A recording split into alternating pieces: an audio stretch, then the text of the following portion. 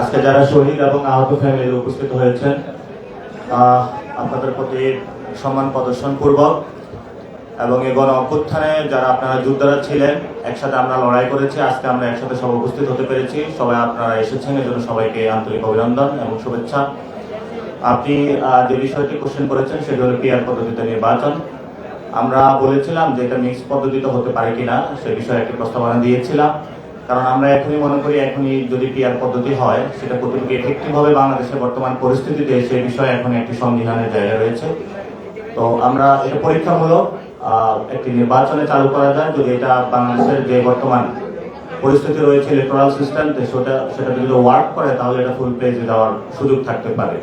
তো সেই বিষয়ে যদি আপার পার্লামেন্ট এবং লোয়ার পার্লামেন্টের কোনো একটা পার্লামেন্টে 100 সিট বা 50 সিটের মধ্যে যদি এটা টেস্ট করা হয় এবং সকল দলের সাথে অল পার্টিজ একটা কাউন্সিল করে এই বিষয়ে সবাই ঐক্যমত পোষণ করতে পারে, তাহলে হয়তো এই বিষয়ে কোনো একটা সমাধান আসতে পারবে বলে মনে করি। এবং জাতীয় নাগরিক কমিটি মনে করি যে এটার একটি এই বর্তমান যে আগামী যে নির্বাচন রয়েছে সেটাতে এটা নিয়ে পরীক্ষামূলক একটি অংশগ্রহণ করা যায় এবং সব পার্টিগুলোর সাথে কথা বলে, এবং আমরা নির্বাচন কমিশনে যারা কাজ করছেন তাদেরকে বলবো এই বিষয়টি ভেবে দেখার জন্য।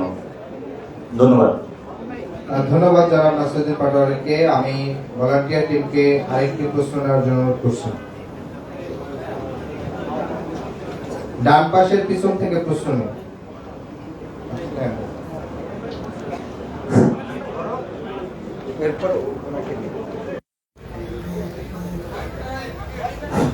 আসসালামু আলাইকুম, আমি ইসরাফিল হোসেন, শাহবাগ থানা প্রতিনিধি।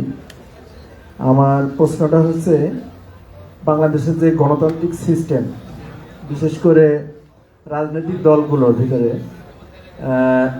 অনেকে গণতন্ত্রের চর্চার কথা বললেও দেখা যায় যে বাংলাদেশে পরিচালিত যে দলগুলো আছে তার ভিতরে গণতান্ত্রিক চর্চা নাই।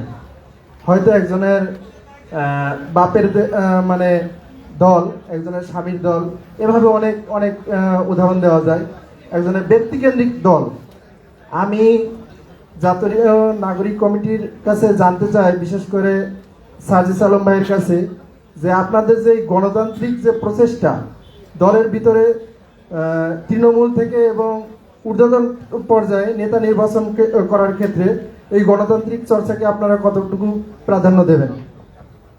ধন্যবাদ আপনাকে। আমি সাজিস আলমকে অ্যানসার করার জন্য অনুরোধ করছি। আসসালামু আলাইকুম।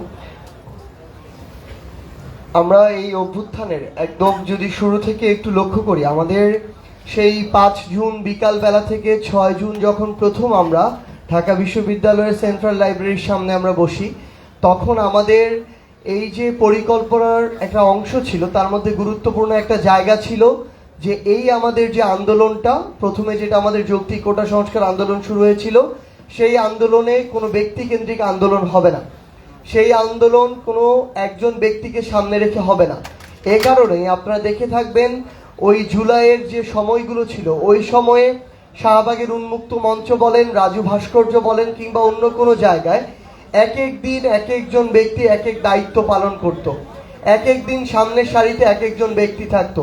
এবং সে কারণেই কিন্তু এই যে পুরো অভ্যুত্থানটি আজকে সফল হয়ে প্রাথমিকভাবে আমরা 5ই আগস্টে খুনি হাসিনাকে দেশ ছাড়া করে আজকের এই অবস্থানে এসেছে। এবং আজকেও এই যে আমাদের প্ল্যাটফর্মগুলো, বৈষম্য বিরোধী ছাত্র আন্দোলন বলি কিংবা আমাদের এই জাতীয় নাগরিক কমিটি বলি, কোনো প্ল্যাটফর্মই কোনো ব্যক্তিকেন্দ্রিক প্ল্যাটফর্ম না।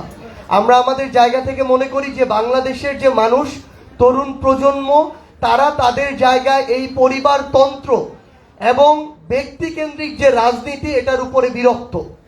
এবং আমরা আমাদের জায়গা থেকে তরুণ প্রজন্ম এটা আর চাই না। আমরা আমাদের জায়গা থেকে মনে করি যারা যেই জায়গাটার যোগ্য, তাদের ওই যোগ্যতার ভিত্তিতে, এই যোগ্যতার অনেক প্যারামিটার হতে পারে লিডারশিপ, হতে পারে কমিউনিকেশন স্কিল, হতে পারে অর্গানাইজিং ক্যাপাবিলিটি, আরো অনেক কিছু হতে পারে। কিন্তু তাদের ওই যোগ্যতার ভিত্তিতে যারা যে জায়গাটা ডিজার্ভ করে তাদেরকে সেই জায়গাটাতে নিতে আমাদের হেল্প করতে হবে। এবং আমরা আমাদের জায়গা থেকে আমাদের জাতীয় নাগরিক কমিটির সেন্ট্রাল জায়গায় আমাদের যে কেন্দ্রীয় কমিটি রয়েছে, বৈষম্য বিরোধী ছাত্র আন্দোলনের যে নির্বাহী কমিটি রয়েছে, সামগ্রিকভাবে আমাদের যে নতুন রাজনৈতিক দল আসবে, এই প্রত্যেকটি জায়গায় আমাদের নির্দিষ্ট সময় পর পর কাউন্সিল হবে। এবং যারা এই কাউন্সিলের কোন একটি নির্দিষ্ট কাউন্সিলের সদস্য হবেন, তাদের সরাসরি ভোটের ভিত্তিতে আমরা এই বিষয়টি নিশ্চিত করব যে তারা তাদের প্রতিনিধি নির্বাচন করবেন। সো আমরা এটি অবশ্যই আপনাদেরকে আমাদের জায়গা থেকে কথা দিতে পারি যে আগামীর বাংলাদেশে আমরা শুধু গণতন্ত্র দেশে দেখতে চাই না, আমরা যে রাজনৈতিক দলগুলো করতে চাই এবং দেখতে চাই সেগুলোর ভিতরেও গণতন্ত্র দেখতে চাই, এবং সেটা আমরা নিশ্চিত করবো ইনশাআল্লাহ। ধন্যবাদ সার্জিস আলমকে। একই সাথে এখানে আরেকটু সম্পূরক উত্তর দিবেন আমাদের আমি একটু যোগ করতে চাই। পাটোয়ারি। আপনারা জানেন যে আমাদের যখন এই আন্দোলনে সমন্বয়কদের ছিল, কেউ কোনো একক ছিল না। এটা গণতান্ত্রিক একটা প্রক্রিয়া রাখা হয়েছে যেটা সার্জিস আলম বলেছেন। সেকেন্ড জিনিসটা যে বাংলাদেশের গত 53 বছরের ইতিহাসে এই প্রথম যে ছাত্রদের এবং যে দলটা হচ্ছে, আমরা একটি ক্যাম্পেইন চালু করেছি এবং সেই ক্যাম্পেইনের মধ্যে আপনারা ফর্মটা পূরণ করবেন এবং সেখানে কিভাবে সিস্টেমটা হওয়া উচিত সেটা নিয়ে কিন্তু আমরা একটি আলোচনা জারি করেছি। ফলত এই ধরনের অংশগ্রহণমূলক রাজনৈতিক দল গঠন এটা কিন্তু বাংলাদেশের ইতিহাসে প্রথম, এবং এটা আপনাদের মাঠে চলমান রয়েছে অনলাইনে এবং অফলাইনে। সেটার মাধ্যমে আপনারা গণতান্ত্রিক প্রক্রিয়াগুলো কেমন হতে পারে আপনার দলটা আপনি গঠন করবেন। তো এর চেয়ে বড় গণতান্ত্রিক প্রক্রিয়া মনে হয় বাংলাদেশে কোনো দলের ইতিহাসে নাই, ভবিষ্যতে হবে না। সেই যাত্রাটা আমাদের অব্যাহত থাকবে ইনশাআল্লাহ। ধন্যবাদ সম্মানিত আহ্বায়ক জনাব নাসিরউদ্দিন পাটোয়ারি ভাইকে। আমি এই মুহূর্তে আমাদের মঞ্চের সামনের বাম পাশ থেকে প্রশ্ন নেওয়ার জন্য অনুরোধ করছি ভলান্টিয়ারকে। পিছন থেকে নেন, পিছন থেকে সামনে। বিসমিল্লাহির রহমানির রহিম। আমি এস.এম. সেলিম রেজা। গতকালকে একটা নিউজ দেখলাম যে আমাদের এক আহত সৈনিক, তিনি উত্তরা পশ্চিম থানার আন্ডারে গুলিবিদ্ধ, ওনার শরীরের মধ্যে পেটে 200 স্প্লিন্টার আছে। ওনাকে কেরোসিন ঢেলে হত্যা করার চেষ্টা করা হয়েছে। তো আপনারা দল বড় না করলে তাদের বিরুদ্ধে, যারা এগুলি করতে চাচ্ছে তাদের বিরুদ্ধে আপনারা কখন রুখে দাঁড়াবেন? আর দ্বিতীয় কথা, আমি এই যে শত শত প্রতিনিধি আছেন, আমি অভিভাবক হিসাবে আপনাদের কাছে কথাটা উত্থাপন করলাম, এবং আপনারা কেন এখনো দল বড় করছেন না? আপনারা কি ভয়ে দল বড় করছেন না? কাকে আপনারা পাত্তা দিচ্ছেন আর কাকে দিচ্ছেন না? আমার এই প্রশ্নটা আপনারা 3 জন বা 4 জন 5 জন আছেন, আপনারা একটু উত্তর দিবেন। ধন্যবাদ সবাইকে। ধন্যবাদ সেলিম ভাইকে। প্রশ্নের উত্তর দিবেন আমাদের মুখ্য সংগঠক সার্জিস আলম। আসলে আমার সাথে আগেও কথা হয়েছিল, আমি আসলে ভাই বলবো না আঙ্কেল বলবো, আমি একটু কনফিউজ, যেহেতু তিনি আমাদের অভিভাবকের জায়গার কথা বলেছেন। আমরা সবাইকে আমাদের এই ফিল্ডে ভাই বলে সম্বোধন করতে কমফোর্টেবল। যাই হোক, আমরা আমাদের জায়গা থেকে মনে করি যে যারা আসলে চোখের সামনে লাশ রক্ত দেখে এবং জীবন দেওয়ার জন্য প্রস্তুত থেকে খুনি হাসিনাকে দেশ ছাড়া করেছে, তাদেরকে এই জীবনে, মানে এই পৃথিবীর জীবনে আর নতুন করে ভয় দেখানোর কিছু নেই। সো তারা যে কোনো কিছু ভয় বেশি বেশি হয়, আমাদের ভিতরে কমিউনিকেশন হয়, এই গ্যাপগুলো থাকবে না। আমরা আমাদের জায়গা থেকে দেখুন, জাতীয় নাগরিক কমিটি আজকে থেকে 6 মাস আগে জাতীয় নাগরিক কমিটির হয়তো নামটি ছিল না, 5 মাস আগে বা 4 মাস আগে জাতীয় নাগরিক কমিটির নাম এসেছে। আজকে বাংলাদেশে যখন আমার প্রায় 600-র মতো থানা বা উপজেলা রয়েছে, সেখানে বাংলাদেশের অর্ধেক মানচিত্র জুড়ে জাতীয় নাগরিক কমিটি রয়েছে। সো আমরা কিন্তু আমাদের যে কর্মযজ্ঞ সেটি চালিয়ে যাচ্ছি, কিন্তু এটি অবশ্যই একটি গুছানো পদ্ধতিতে হতে হবে। আমি আমার জায়গা থেকে আহ্বান করলাম, খুনি হাসিনার দোসররা গিরগিটির মতো অন্য রূপে আমার কাছে চলে আসলো, সেই সুযোগটি আমরা হতে দিব না। আমরা আমাদের জায়গা থেকে প্রতিনিধিগুলো বাছাই করছি, এর ভিতরেও কিন্তু সীমাবদ্ধতা দেখা যাচ্ছে মাঝে মাঝে, আমরা সেগুলো সংশোধন করছি। আমরা এই ফেব্রুয়ারির মধ্যেই বাংলাদেশের প্রত্যেকটি থানা এবং উপজেলায় পৌঁছে যাব, এবং আমাদের এই প্রতিনিধিরা এক একজন লিডার হয়ে বাংলাদেশের প্রত্যেকটি ঘরে পৌঁছে যাবে। আমরা শুধু আপনাদেরকে একটি কথাই বলি, এই মাসের মধ্যে আমাদের বাংলাদেশে নতুন করে ছাত্র জনতার নেতৃত্বে নতুন একটি রাজনৈতিক দল আসছে। এই রাজনৈতিক দলের আপনারা যারা আজকে আমাদের সামনে রয়েছেন, প্রত্যেকে এক একজন লিডার, এবং এটি মনে করে আপনারা আপনাদের জায়গা থেকে ওই যোগ্য, দক্ষ, সৎ, এই সৎ দেশের প্রতি, দেশের মানুষের প্রতি যেই মানুষগুলো আছে, আপনারা নিজের এক একজন লিডার হয়ে সেই মানুষগুলোকে ঐক্যবদ্ধ করার কাজে আজকে থেকে লেগে পড়ুন। আমরা বিশ্বাস করি আমরা যদি ওই স্পিরিটটাকে সামনে নিয়ে আগামীর বাংলাদেশে কাজ করতে পারি, খুব বেশি দেরি নয়, আগামীর বাংলাদেশের ছাত্র জনতার রায় আপনারা এই বাংলাদেশের সংসদে বাংলাদেশের জনগণের প্রতিনিধিত্ব করবেন। ধন্যবাদ সার্ভিস আলমকে। আপনি যে সেলিম ভাই যে প্রশ্নটি করছে এটি কিন্তু উত্তর আসলে আমাদের এখানে প্রতিনিধিদের সবার কাছে, এটি শুধু সামনে না, কারণ আমাদের আজকের এখানে যারা তো প্রতিনিধি উপস্থিত আছে তারা যদি আগামী প্রতিদিন একজন করে সদস্য আনে তাহলে এক সপ্তাহ পরে কিন্তু এই সংখ্যাটা আমাদের 5,000 প্রতিনিধিতে পৌঁছানোর কথা। তা আমি ভলান্টিয়ারদেরকে আমাদের ক্যামেরার পিছনের বেশ কিছু ভাই হাত তুলছেন, সেদিক থেকে একটি প্রশ্ন নেওয়ার জন্য অনুরোধ করছি। আসসালামু আলাইকুম, শামপুর থানা প্রতিনিধি বলছিলাম রায়হান। তো আমরা মাঠ পর্যায়ে কাজ করতে গিয়ে যে সমস্যাটা পড়ছি সেটা একটু বলি। সাধারণ মানুষ আপনার জাতীয় পরিচয়পত্রের কাজ নিয়ে বিপদে আছে, সাধারণ মানুষ রাস্তাঘাটের প্রবলেম নিয়ে বিপদে আছে, সাধারণ মানুষ স্কুলের কোচিং বাণিজ্য নিয়ে বিপদে আছে, কিশোর গ্যাং নিয়ে বিপদে আছে, পেট্রোনাইজ কারা করে কি করে সেটা আপনার খোলাসা। এখন প্রশ্ন হচ্ছে আমরা যখন দপ্তরগুলোতে যাই, দপ্তরগুলোতে গেলে কেউ বলে এটা একই জিনিস, কেউ বলে 1, আরেকজন বলে 7, আরেকজন বলে 9। আমি একই জিনিস 1, 7, 9 তিনটা বোঝানোর পরে কোন রকম ফাইট টাইট করে চলে আসছি, জিতছি অনেক জায়গায়। আচ্ছা, প্রশ্ন হচ্ছে এদেরকে উপর থেকে আপনারা যদি প্রেসারাইজ করেন, ধরেন আমি যে দপ্তরে গেছি তার উপরে আপনারা হতে পারবেন, আমি পারতেছি না, আমাদের একটা সেল করা যায় কিনা, 20 জন হইতে পারে, 30 জন হইতে পারে, তারা সারা বাংলাদেশে যত প্রতিনিধি আছে তারা সবাই যে প্রবলেম গুলো ফেস করবে তাদেরকে কল দিতে পারি, ভাই আমি বিপদে পড়ছি, তখন সে আমাকে ওই দপ্তরিক যে সমস্যা আমরা পড়ছি তারা ইন্টারফেস করে দিবে। এরকম কিছু করা যায় কিনা, তাহলে ওই মানুষগুলোর পাশে দাঁড়াইতে পারবো। সেই মানুষ যখন একটা হাসপাতালে সিট পাবে সে অবশ্যই জাতীয় নাগরিক কমিটিকে ভালোবাসবে। শুধু এটা স্পেসিফিক একটা বললাম, এরকম অসংখ্য কাজ করলে আমরা ডেফিনেটলি মানুষের দরকারে পৌঁছাতে পারবো। কি করা যায় আপনাদের কাছে প্রশ্ন। আসসালাম, থ্যাংক ইউ। ধন্যবাদ। আমি আমাদের মুখপাত্র সামান্ত সামিলকে প্রশ্ন উত্তর দেওয়ার জন্য প্রশ্ন। আসসালামু আলাইকুম সবাইকে।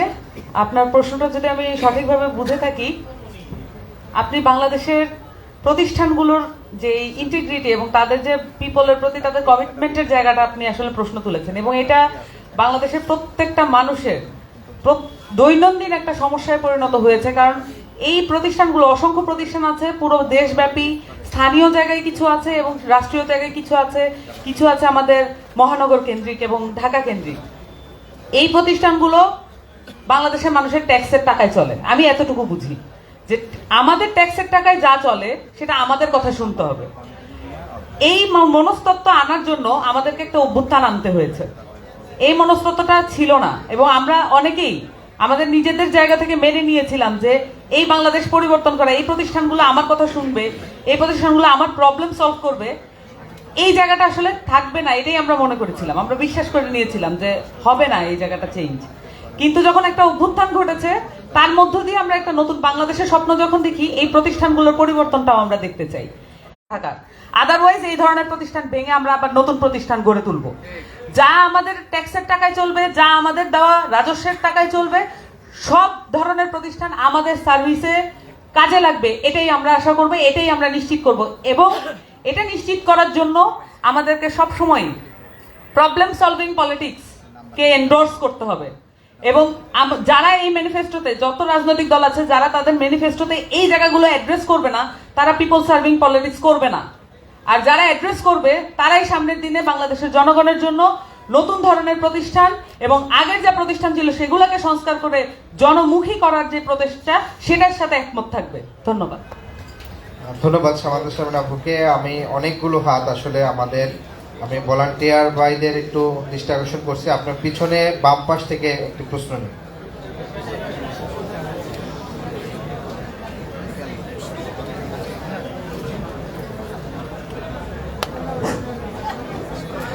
আসসালামু আলাইকুম, আমি কোতোয়ালি থানার প্রতিনিধি। তো আমার একটা প্রশ্ন। আপনার নামটা একটু আমার নাম হচ্ছে হোসেন মোহাম্মদ আনোয়ার। তো আমার প্রশ্নটা হচ্ছে, কিছুদিন আগে আমাদের মুখপাত্র সামান্ত শারমিন একটা বক্তব্য দিয়েছিল সম্পদের বন্টন নিয়ে। তো সেটাকে প্রথম আলো নিউজ করলো উল্টাভাবে, যে সামান্ত শারমিন বলছিল নাকি যে নারী পুরুষ এবং সমান অধিকার কিংবা সমান সম্পদ বন্টনকরণে, যেটা আমাদের কোরআন সুন্নাহ বিরোধী। এবং এইটা প্রথম আলো পরে আবার পরিষ্কার করলো যে তারা নাকি হয়তো ভুল বুঝছে, কিন্তু বিষয়টা হচ্ছে প্রথম আলোর এই নিউজের পরে অনেকে আমাদেরকে প্রশ্ন করতেছে আপনাদের সামান্ত এবং আপনাদের নাগরিক কমিটি কি ক্ষমতায় যাওয়ার আগেই যদি কোরআন সুন্নাহ বিরোধী বক্তব্য দেয়, ক্ষমতা আসলে কি করবে? একটা আরেকটা বিষয় হচ্ছে, আমি শুরু থেকে আপনাদেরকে খেয়াল করতেছি আমাদের জাতীয় নাগরিক কমিটি প্রথম আলো ইস্যুতে চুপ এবং প্রথম আলো ইস্যুতে আপনারা কোনো প্রতিবাদ করতেছেন না।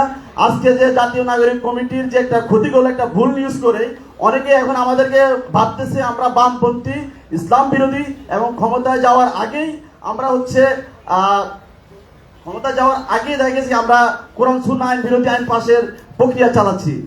ধন্যবাদ। ধন্যবাদ আপনাকে।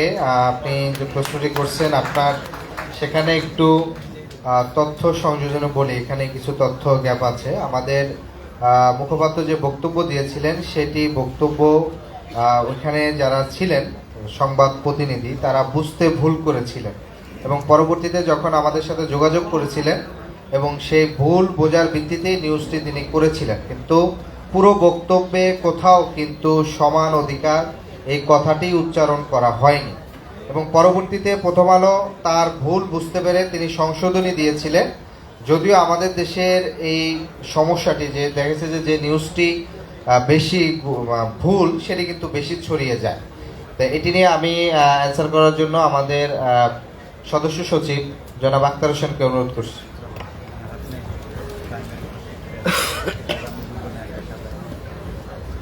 ধন্যবাদ সকলকে। ইতিমধ্যে আমাদের উপস্থাপক তিনি গোটা বিষয়টা তথ্য সমৃদ্ধভাবে ব্যাখ্যা করার চেষ্টা করেছেন। আপনারা জেনে থাকবেন জাতীয় নাগরিক কমিটি গণঅভ্যুত্থান পরবর্তী বাংলাদেশের রাজনীতিতে নারীর হিস্সা শীর্ষক একটি আলোচনা সভার আয়োজন করেছিল। সে আলোচনা সভায় সঙ্গত কারণেই জাতীয় নাগরিক কমিটির মুখপাত্র সামান্তা শারমিন তিনি বক্তব্য দেন এবং বাংলাদেশের সামাজিক প্রেক্ষাপটে নারীরা যে পরিমাণ সম্পত্তি আইনগতভাবে পেয়ে থাকেন ততটুকু সম্পত্তি যে তারা পান না, সেই সম্পত্তির অধিকারের যে নিশ্চয়তা সেই নিশ্চয়তার উপরে তিনি জোরারোপ করেন। দুর্ভাগ্যবশত পত্রিকায় ভুলভাবে কোটেশন আসে এবং যার কারণে অনেক ভুল বোঝাবুঝি তৈরি হয়। ইতিমধ্যে জাতীয় নাগরিক কমিটির পক্ষ থেকে এই বিষয়ে আমরা আমাদের বক্তব্য স্পষ্ট করেছি। আমরা খুব স্পষ্ট করে বলেছি যে বাংলাদেশে ডান বামের যে বাইনারি আছে সেই বাইনারির মধ্যে আমরা পড়তে চাই না। বাংলাদেশে আমরা একটি মধ্যমপন্থী রাজনীতি আমরা প্রতিষ্ঠা করতে চাই। বাংলাদেশে দীর্ঘ সময় ধরে যে ইসলাম বিদ্বেষের চর্চা হয়েছে তার বিরুদ্ধে আমরা রুখে দাঁড়াতে চাই। একই সাথে ইসলামের নামে হোক হিন্দুত্ববাদের নামে হোক যে কোনো ধরনের উগ্রতাকে আমরা পরিহার করতে চাই, তার বিরুদ্ধে আমরা আমাদের শক্ত অবস্থান আমরা নিতে চাই। বাংলাদেশের মানুষের আবেগ অনুভূতির প্রতি জাতীয় নাগরিক কমিটির অন্তরের অন্তঃস্থল থেকে শ্রদ্ধাবোধের জায়গা রয়েছে। আমরা বিশ্বাস করি বাংলাদেশের মানুষের অধিকার, বাংলাদেশের মানুষের মর্যাদা, বাংলাদেশের মানুষের ন্যায্য যত পাওনা সব পাওনার জন্য নাগরিক কমিটি তার কণ্ঠ জারি রাখবে। আশা করব পরবর্তীতে যারা সাংবাদিক ভাইরা আছেন তারাও সংবাদ প্রকাশের ক্ষেত্রে সতর্ক থাকবেন। একই সাথে এরকম ধরনের যদি কোনো পরিস্থিতি তৈরি হয় সেক্ষেত্রে সাংগঠনিকভাবে আমাদের সাথে যোগাযোগ করে আসলেই কোনো ধরনের কোনো ভুল হয়েছে কিনা, যদি মানুষ মাত্র ভুল হতেও পারে সে ভুল শুধরাবার সুযোগ আছে কিনা, পদ্ধতি কি হতে পারে, সে ব্যাপারে সাংগঠনিক প্রক্রিয়াতেই আমরা আমাদের কার্যক্রমগুলো এগিয়ে দেব।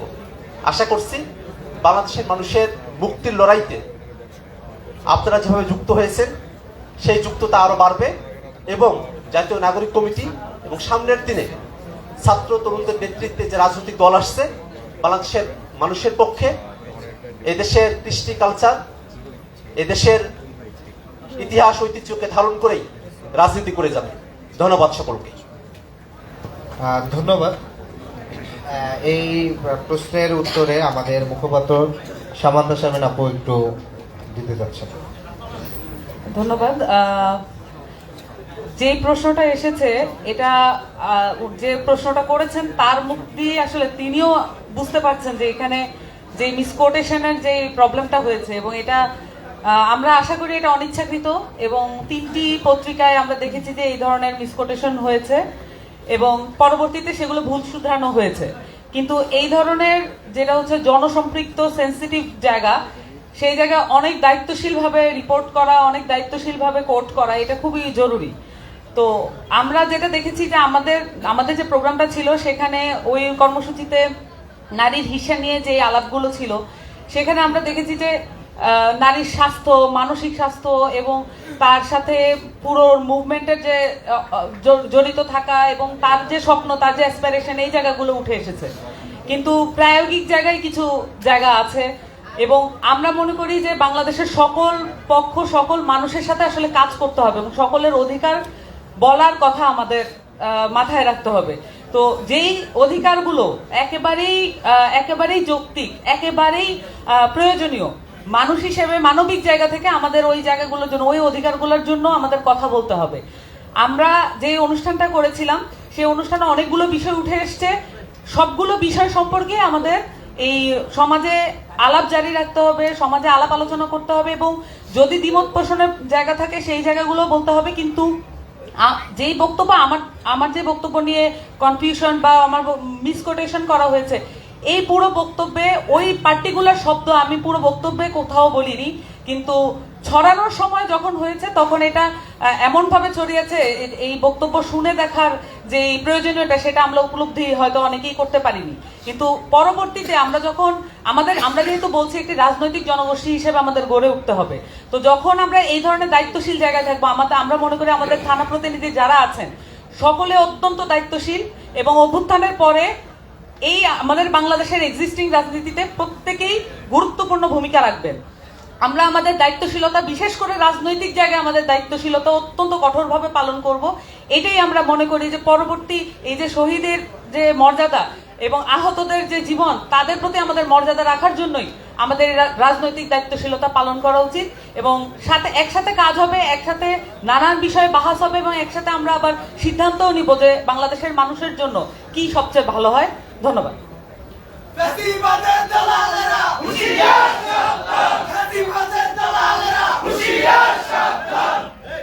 ধন্যবাদ। দাঁড়াও। ছিল গতকালও ইচ্ছাকৃতভাবে এটা ভুল প্রকাশ করেছে, ভুল সংবাদ করেছে, তাদের বিরুদ্ধে নাগরিক কমিটি সাংগঠনিক কেন ব্যবস্থা নিল না? সামান্তার স্বামীর মানহানি হয়েছে, উনি কেন আইনি ব্যবস্থা নিল না? গতকালর বিরুদ্ধে কেন কোনো কর্মসূচি আসলো না? এই বিষয়ে শুরু থেকে নাগরিক কমিটি গতকালের ইস্যুতে কেন নিল? একটা প্রশ্ন। ওকে, আমাদের সম্মানিত আহ্বায়ক, ওকে,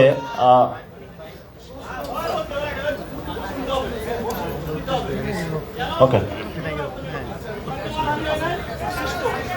এই পাশে কথা বলবেন না। ওকে। প্রথমত আমরা যে ক্রাইসিসের মধ্য দিয়ে যাচ্ছি বাংলাদেশের, আপনারা দেখেছেন যখন গণ অভ্যুত্থান হচ্ছিল তখন আমরা মানুষ, আমাদের ভাইরা কিভাবে হলো শহীদ হয়েছিল, কিভাবে বেয়ানটের আঘাতে এক একটা ভাইকে হত্যা করা হয়েছিল, আমরা কোনো সংবাদ মিডিয়াতে সেগুলো কিন্তু দেখতে পাইনি, এবং আমাদের ইন্টারনেট মিডিয়া যে মাধ্যমগুলো সেগুলো বন্ধ করা হয়েছিল। এবং গত 15 বছরে বিভিন্ন পত্রিকা হাউস, মিডিয়া হাউসগুলোকে তাদেরকে প্রেশার ক্রিয়েট করে একপাক্ষিক জায়গায় তাদেরকে নিয়ে যাওয়া হয়েছে। সংবাদ মাধ্যমের কোনো স্বাধীনতা ছিল না। গণ অভ্যুত্থানের পরে সকল সংবাদ মাধ্যম বর্তমানে স্বাধীনতা ভোগ করছেন, এবং ইন্টারন্যাশনাল কমিউনিটির ক্ষেত্রেও আমরা বারবার বলে থাকি যে আপনারা আসুন, দেখুন আমাদের ভাইদের, আপনারা আয়নাগরে ভিজিট করুন, গত 15 বছরে আমাদের উপরে কিভাবে নিপীড়ন করা হয়েছিল। আমরা দেখেছিলাম বিভিন্ন পত্রিকা এবং বিভিন্ন সংবাদ মাধ্যম যারা তাদের প্রফেশনালিজমের বাহিরে গিয়ে সরকারি বিভিন্ন জায়গা উৎসুক হয়ে কাজ করেছে, এবং জনগণ তাদেরকে চিহ্নিত করেছে এবং সেই জায়গা থেকে আমরা বর্তমানেও দেখতে পাচ্ছি যে স্বৈরাচারে এবং তাদের যে দোসররা রয়েছে তাদের বক্তব্যগুলো প্রকাশিত হচ্ছে, মিডিয়ার মাধ্যমে আসছে এবং সেগুলো জনগণের বিপক্ষে গিয়ে অনেকে কাজ করার চেষ্টা করছে। এবং ইতিমধ্যে আপনারা দেখেছেন যে জনগণ এখনো রাজপথে আছে। আমরা জনগণকে বলবো কোনো ভাঙার কাজ নয়, গড়ার কাজে মনোযোগী দেন। আপনারা নতুন নতুন মিডিয়া সৃষ্টি করেন। গণ অভ্যুত্থানের যে শক্তির মত্তা আমাদের সামনে আবিষ্কৃত হয়েছে, সেই শক্তি মত্তাকে কোনো বিপথে না নিয়ে গড়ার কাজে যদি আপনারা প্রয়োজনীয়ভাবে এটাতে কাজে লাগাতে পারেন, তাহলে যেই পত্রিকা অফিস, যে পত্রিকার নাম বা যে মিডিয়ার কথা বলছেন, আমি যে মনে করি যে ভাইটি কোশ্চেনটা করেছেন উনি ভালো আরো সুন্দর পত্রিকা সার্ভিস বাংলাদেশে নিয়ে আসতে পারবেন। এবং এর মধ্য দিয়ে এই যে তারুণ্যের সোশ্যাল মিডিয়া রয়েছে এবং আমরা সব খবরাখবর পাই, নতুনভাবে বাংলাদেশের যে সাংবাদিক এবং সাংবাদিকতার যে জগৎটা রয়েছে, নতুন নতুন মিডিয়া আসবে, নতুন নতুন সাংবাদিকরা আসবে যারা সাংবাদিকতার ইথিক্স মেনে চলবে, জনগণের পালস বুঝে কাজ করবে এবং জনগণের যে স্পিরিট রয়েছে সেই স্পিরিটের সাথে তাল মিলিয়ে আগামীর বাংলাদেশ পুনর্গঠন করবে। এবং উনি স্পেসিফিকলি বলেছেন, আমরা সেখানে রিজয়েন্ডার দিয়েছি একটা পত্রিকার সাথে যে আমাদের মিডিয়া ডিপার্টমেন্ট থেকে যেভাবে কাজ করতে হয় সেই যতগুলো প্রসেস আছে সবগুলো প্রসেসে আমরা মেনটেন করেছি। আপনার প্রথম আলো বা যে কোনো পত্রিকার ক্ষেত্রে এটা নিয়ে অনেক লং ডিসকাশনের পরে গিয়ে কিন্তু একটা রিজয়েন্ডার আসে। তো ওনাদেরকে যখন আমরা জানিয়েছি সাথে সাথে তারা একটা রিজয়েন্ডার দিয়েছে। সো আমি এতটুকু ভরসার জায়গায় রেখে আপনাদেরকে বলতে পারি যে আমরা জাতীয় নাগরিক কমিটিতে যারা আমরা সবাই যারা দায়িত্ব রয়েছেন, এখানে অনেক কমি মাদ্রাসার আলেমরা রয়েছেন, আলিয়া মাদ্রাসার আলেমরা রয়েছেন এবং বিভিন্ন ইসলামিক স্কলার্সরা রয়েছেন এবং যারা স্কুল কলেজে পড়াশোনা করেছেন বা যেইভাবে পড়াশোনা করেছেন তাদের মধ্যে ইসলামিক জ্ঞানের পরিভাষাগুলো অনেকভাবে সুন্দরভাবে আপনারা যারা আয়ত্ত করেছেন এবং অন্যান্য ধর্মাবলম্বী, হিন্দু ধর্মাবলম্বী যারা রয়েছেন, তা আমরা মনে করি যে গণ অভ্যুত্থান পরিবর্তিত কোনো উগ্রবাদ বা হিন্দুত্ববাদ বা যেই কোনো বাদের কোনো আমরা স্থান মনে করি না। আমরা সেই ক্ষেত্রে এই যে বাংলাদেশে আপনি কয়টা রাজনৈতিক দলে দেখবেন যে আক্তার ভাইয়ের মতন একজন দাঁড়িয়ে রেখে উনি অনেক স্ট্রাগলের মধ্যে দিয়ে আজকে এই পর্যায়ে এসেছেন। আমি ক্যাম্পাসে, উনি আমার হলে ছিলেন, আমি ক্যাম্পাসে দেখেছি উনি দাঁড়িয়ে রাখার কারণে, রাজনীতি করার কারণে অনেক শেমিং এর শিকার হয়েছেন। তো এই পথগুলো কিন্তু আমরা মারাচ্ছি। তো আমি স্পেসিফিকলি জাতীয় নাগরিক কমিটির জায়গা থেকে, দায়িত্বশীলতার জায়গা থেকে বলতে পারি, গণ অভ্যুত্থান পরিবর্তিতে বাংলাদেশে কোনো ইসলাম ফোবের জায়গা হবে না, ইসলাম বিদ্বেষী কোনো কথাবার্তা চলবে না, নট দ্য ইসলাম বিদ্বেষী কোনো ধর্ম বিদ্বেষী কথাবার্তা চলবে না। এখানে সকল ধর্মের অধিকার নিশ্চিত করতে হবে।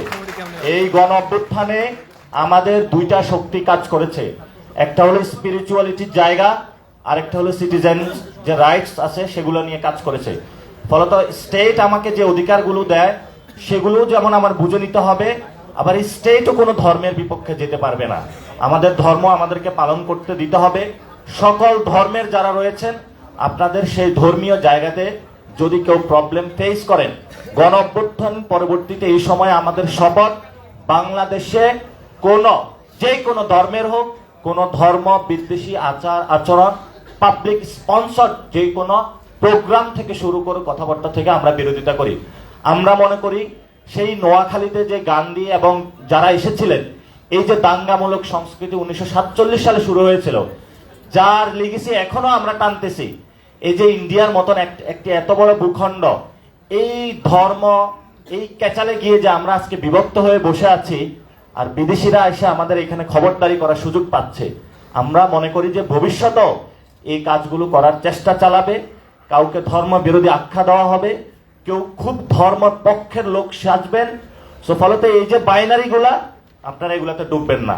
আমরা 4 জন লোক অফিসে আছি সার্বক্ষণিক, কারো যদি কোনো কনফিউশন সৃষ্টি হয়, মিডিয়া হোক, জনতা হোক, আপনারা যাবেন, আপনাদের আমরা মুখোমুখি বসে উত্তর দিব যে কোথায় ভুল হয়েছে, কোথায় কি হয়েছে। আমরা মনে করি সে বিষয়গুলোর সুযোগ আছে এবং আমরা আপনাদের ভাই, আপনাদের মধ্যে বসবাস করি। আমরা কোনো আকাশে থাকি না, জনতার কাতারে থেকে রাজনীতি ইনশাল্লাহ আমরা সবাই মিলে করব। ভবিষ্যতে এই বিষয়গুলো আমরা সবাই লক্ষ্য রাখবো। শেষ কথা দিয়ে শেষ করি, যেটা হলো বাংলাদেশে কোনো ধর্ম বিদ্বেষীদের স্থান নাই। ধন্যবাদ। জনাব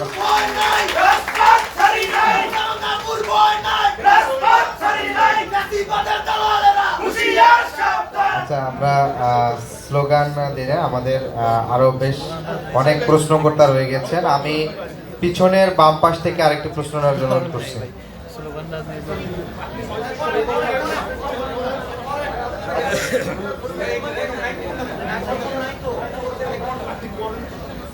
হ্যাঁ, করে ফেলুন।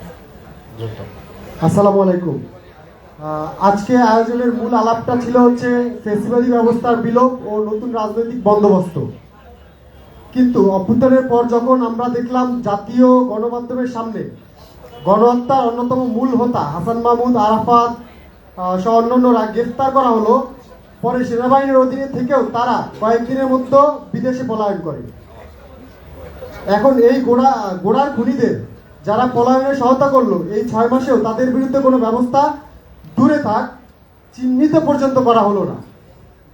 সেই আলাপ স্কিপ করে আমরা কিভাবে বিলোপ, ফেসিবাদের বিলোপ আর মুজিববাদের কবর রচনা করব। আর হচ্ছে এই সরকারের জনবিরোধী সিদ্ধান্ত ভ্যাট ট্যাক্স বৃদ্ধি করে ব্যবসায়ী ও সাধারণ মানুষের জীবনে দুর্বিষহ করা ও কোনো পরিকল্পনা ছাড়া গ্যাসের মূল্য 2.5 গুণ বৃদ্ধি করে শিল্পখাত ধ্বংসের স্টেপ গ্রহণ, এই ধরনের ধ্বংসাত্মক ও জনবিরোধী কাজের বিরুদ্ধে নাগরিক কমিটি বা আগত নতুন দলের স্ট্যান্ড কি বা এ ব্যাপারে কোনো কর্মসূচি আসবে কি না? ধন্যবাদ। আপনার নাম কি? আমি মোহাম্মদ আলামিন তালুকদার। ওকে।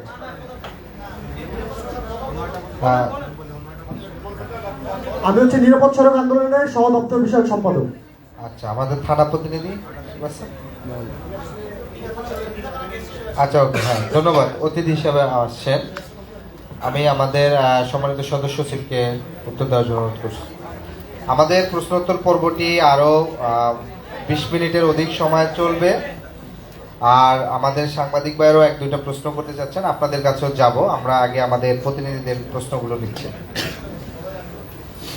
নিত্য প্রয়োজনীয় কিছু পণ্যের উপরে যখন নতুন করে ভ্যাট বাড়ার আলাপটা আসে, সঙ্গে সঙ্গে জাতীয় নাগরিক কমিটির পক্ষ থেকে আমরা সংবাদ সম্মেলন করে এই যে অতিরিক্ত ভ্যাট আরোপ করা হইতেছে সেই ভ্যাটগুলো প্রত্যাহার করে নিত্য প্রয়োজনীয় যে দ্রব্য আছে তার মূল্যকে সহনীয় রাখতে আমরা আহ্বান জানিয়েছি, আমরা আমাদের কর্মসূচি দিয়েছি। অনেকগুলো ক্ষেত্রে সরকার সেগুলো শুনেছে, অনেকগুলো ক্ষেত্রে তারা শুনতে পারে নাই। আমরা এখনো দাবি করি যে বাংলাদেশের মানুষ, যারা নিম্ন আয়ের মানুষ আছেন, তাদের জন্য বাজারে টেকাটা কষ্টকর। বর্তমানে শাকসবজির দাম কম, কিন্তু দোকান থেকে কিনে খেতে হয়, মুদি দোকান থেকে, এমন অনেক কিছুরই দাম বেড়ে গেছে। আমরা সরকারের কাছে আহ্বান জানিয়েছি এবং আবারও জানাচ্ছি যে অবশ্যই সাধারণ মানুষের টাকা পয়সার সংকট, সাধারণ মানুষের আয় রোজগারের সংকট, এমন অবস্থায় জিনিসপত্রের দাম বাড়লে মানুষের পক্ষে জীবন ধারণ করা কষ্টকর। সেই ব্যাপারে সরকারকে সতর্ক দৃষ্টি দিতে হবে এবং অন্যায্য যত ভ্যাট আরোপ করা হয়েছে সেগুলো প্রত্যাহার করতে হবে। একই সাথে আমরা সরকারকে পরামর্শ দিয়েছি, বাংলাদেশ থেকে গত 16 বছরে 234 বিলিয়ন যে টাকা পাচার করা হয়েছে, সেই টাকাগুলোকে বাংলাদেশে ফিরিয়ে নিয়ে আসতে হবে। সেই টাকাগুলো যদি বাংলাদেশে ফিরিয়ে নিয়ে আসা হয় এবং সেগুলো যদি আমরা রাষ্ট্রের কাজে ব্যয় করতে পারি, জনগণের কাজে যদি আমরা ব্যয় করতে পারি, বাংলাদেশের মানুষের অনেকগুলো সমস্যার সমাধান হবে, মানুষের অর্থনৈতিক মুক্তির পথ সুগম হবে। একই সাথে ভ্যাট ট্যাক্সের ক্ষেত্রে আমরা প্রত্যক্ষ করের আওতা যেন বাড়ানো হয়, পরোক্ষ করের আওতা যেন কমে আসে, সেই ব্যাপারে সরকারকে নীতিগত সিদ্ধান্ত নেওয়ার ব্যাপারে আমরা বারবার বলে এসেছি। জাতীয় নাগরিক কমিটি জনগণের পক্ষ থেকে জনগণের সুবিধার কথা ভেবে তার যে বক্তব্য উপস্থাপন করবার, যে নীতি নেবার, যে কর্মসূচি গ্রহণ করবার, সেগুলো আমরা দীর্ঘ সময় ধরে করে যাচ্ছি। প্রশ্ন এখানে এসেছে, বাংলাদেশে জুলাই আগস্ট অভ্যুত্থানের সময় যারা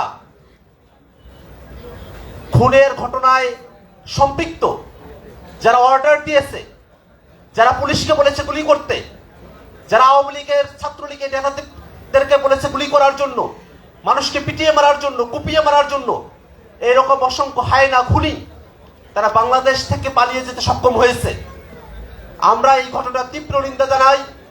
একই সাথে আমরা সরকারের কাছে আহ্বান জানাবো, বাংলাদেশ থেকে যারা পালিয়ে গিয়েছে তাদেরকে পালিয়ে যাওয়ার ক্ষেত্রে যে বা যারাই সহযোগিতা করে থাকুক না কেন তাদেরকে, শুধু তাই নয়, সেই খুনি শেখ হাসিনা এখনো পর্যন্ত ভারতে বসে বাংলাদেশের বিরুদ্ধে, এদেশের জনতার বিরুদ্ধে নানা ধরনের অপবাদমূলক এবং উস্কানিমূলক বক্তব্য দিয়ে যাচ্ছে। আমরা সরকারের কাছে আহ্বান জানাবো, শেখ হাসিনাকে দেশে ফিরিয়ে, যে ভারতে বসে শেখ হাসিনা বাংলাদেশের বিরুদ্ধে যা করছে এটা বাংলাদেশের মানুষের পছন্দ নয়। একই সাথে ভারতে বসে শেখ হাসিনা যাতে বাংলাদেশের বিরুদ্ধে আর কিছু করতে না পারে সেই ব্যাপারে ব্যবস্থা নেওয়ার জন্য সরকারকে আমরা আহ্বান জানাবো। শুধু তাই নয়, যদি শেখ হাসিনাকে দেশে ফিরিয়ে নিয়ে আসা না যায় সেক্ষেত্রে আন্তর্জাতিক পরিমণ্ডলে মামলা দায়ের করে আন্তর্জাতিকভাবে এই খুনি হাসিনার বিচার অবশ্যই নিশ্চিত করতে হবে। আমরা সরকারের কাছে এই দাবিগুলো জানাই এবং শুধু দাবি জানিয়ে নয়, বিভিন্ন সময়ে রাজপথের কর্মসূচি আমরা দিয়েছি। আমরা আমাদের এই দাবিগুলোর পক্ষে অটল আছি যতক্ষণ পর্যন্ত না আওয়ামী লীগের বিচার, খুনি হাসিনার বিচার, সন্ত্রাসীদের বিচার না হয় ততক্ষণ পর্যন্ত আমরা জাতীয় নাগরিক কমিটি শুধু নয়, বাংলাদেশের ছাত্র জনতা রাজপথে হাজির থাকবে এবং শেষমেশ এই আওয়ামী লীগ, এই খুনি হাসিনা এবং তাদের যারা দোষর আছে তাদের বিচার নিশ্চিত করিয়ে নিয়ে আসবে ইনশাআল্লাহ। ধন্যবাদ আক্তার হোসেনকে। আমাদের এখানে যারা আছেন সকলেই কিন্তু আমাদের বিভিন্ন থানার প্রতিনিধি। আমরা একসাথে বড় প্রোগ্রামের পাশাপাশি নিয়মিত থানা প্রতিনিধিদের নিয়ে আমাদের প্রোগ্রাম হয়ে থাকে। কারণ যতজন হাত তুলেছেন সকলের প্রশ্ন নিলে প্রায় আরও 2 ঘন্টা আমাদের এই প্রোগ্রামটি টানতে হবে। তো সেক্ষেত্রে অনুরোধ করব, যাদের প্রশ্নের এই মুহূর্তে আমরা নিতে পারবো না, আপনারা আপনাদের থানাভিত্তিক যখন আমাদের প্রোগ্রামগুলো হবে, থানাভিত্তিক মতবিনিময়গুলো হবে, তখন আপনারা আপনাদের প্রশ্নের উত্তরগুলো নিয়ে নেবেন। একই সাথে আমাদের কেন্দ্রীয় কার্যালয় কিন্তু আমাদের কেন্দ্রীয় নেতৃবৃন্দরা সবসময় উপস্থিত থাকেন। আমাদের সম্মানিত আহ্বায়ক থেকে শুরু করে প্রত্যেক সদস্য, অধিকাংশ সদস্যই কিন্তু বিকাল থেকে রাত 12টা পর্যন্ত কেন্দ্রীয় কার্যালয়ে অবস্থান করেন। সেক্ষেত্রে আপনাদের খুব জরুরি এবং কোনো বিষয় যদি জানার থাকে আপনারা সেখানেও তাদের সাথে আলোচনা করতে পারেন। আমরা এই মুহূর্তে আমাদের এক সাংবাদিক ভাইয়ের একটি প্রশ্ন নিতে চাচ্ছি।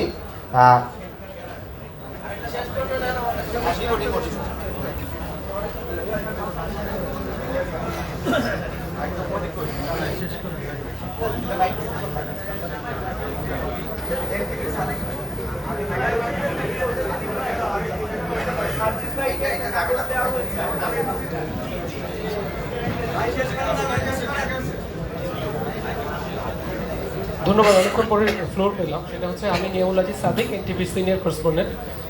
তো আমি জানতে চাচ্ছি হচ্ছে আপনারা এই নতুন রাজনৈতিক দল করবেন, যেটিকে শুরুতে অনেকে অনেকভাবে দেখেছিলেন কিন্তু পরবর্তীতে সাধুবাদ জানিয়েছেন।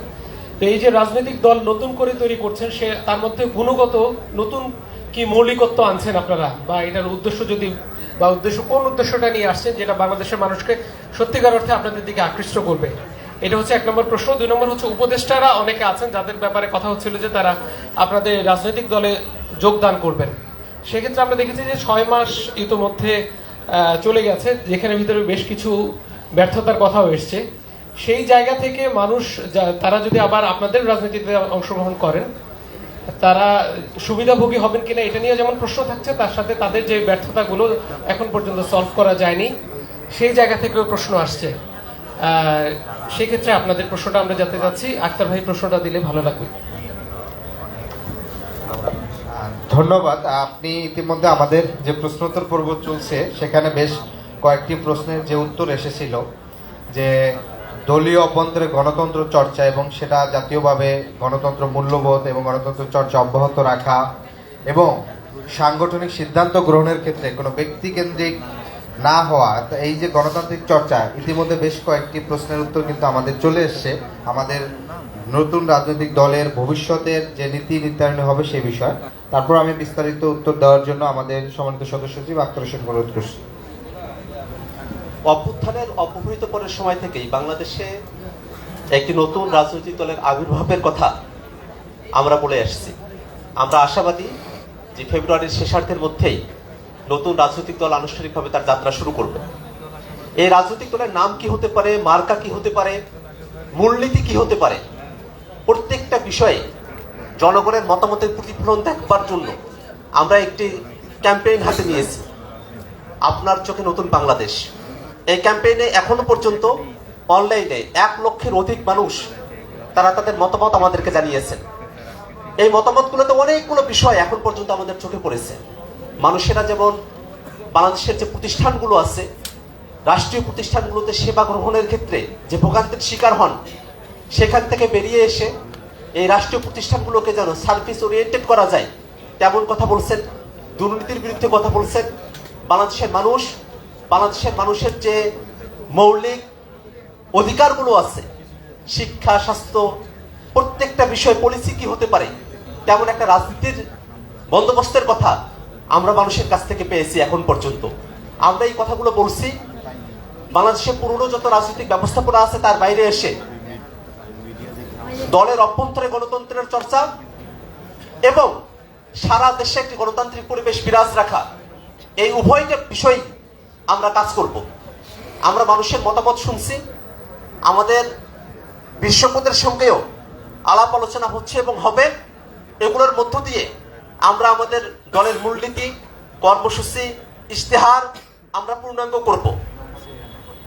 মোটা দাগে আমরা বলতে পারি যে অভ্যুত্থানের মধ্য দিয়ে বাংলাদেশ গিয়েছে, সে অভ্যুত্থানের যে চাওয়া পাওয়াগুলো আছে, সে প্রত্যেকটা চাওয়া পাওয়াকে নতুন রাজনৈতিক দল ধারণ করতে চায়। বাংলাদেশের স্বাধীনতা, সার্বভৌমত্ব, বাংলাদেশের মানুষের স্বার্থ, বাংলাদেশের মানুষের মর্যাদার প্রশ্নকে সব থেকে বড় করে দেখতে চাই আমরা।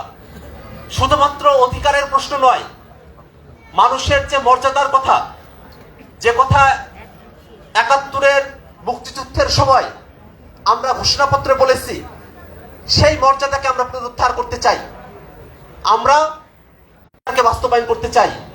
মানুষের যত সমস্যা আছে সেই সমস্যাগুলোকে আমরা রাজনৈতিকভাবে মোকাবেলা করতে চাই। দৈনন্দিন জীবনে জনঘনিষ্ঠ যেসব সমস্যা আছে সেই সব সমস্যার সমাধানের যে রাজনীতি, সেই রাজনীতিকে আমরা বাংলাদেশে প্রতিষ্ঠা করতে চাই। আমরা একই সাথে এই কথা বলেছি, অন্তর্বর্তীকালীন সরকারের উপদেষ্টারা, বিশেষত যারা ছাত্র প্রতিনিধি আছেন, তাদের বিষয়ে বাংলাদেশের মানুষের একটি প্রত্যাশার জায়গা তৈরি হয়েছে। মানুষেরা চান যে তারা নতুন রাজনৈতিক দলের হাল ধরুক, আবার একই সাথে সরকারের ছাত্র প্রতিনিধি থাকা দরকার, সে ব্যাপারে মানুষের মধ্যে আলাপ আলোচনা চলছে। আমরা এখনো পর্যন্ত নিশ্চিত হইনি, স্থির সিদ্ধান্তে পৌঁছাইনি যে সরকারের কোন উপদেষ্টা আমাদের সঙ্গে যোগদান করবেন কিনা, কিন্তু আমরা এটা স্পষ্ট করে বলি, সরকারের কোন উপদেষ্টা যদি আমাদের সঙ্গে যোগদান করতে চান তাহলে তার আগেই অবশ্যই উপদেষ্টার পদ থেকে পদত্যাগ করে তারপরে আমাদের দলে যোগদান করতে হবে। আমরা জনমানুষের কাতারে থেকে, জনমানুষের সাথে থেকে, জনমানুষের হয়ে আমরা রাজনীতি করতে চাই। ধন্যবাদ সকলকে।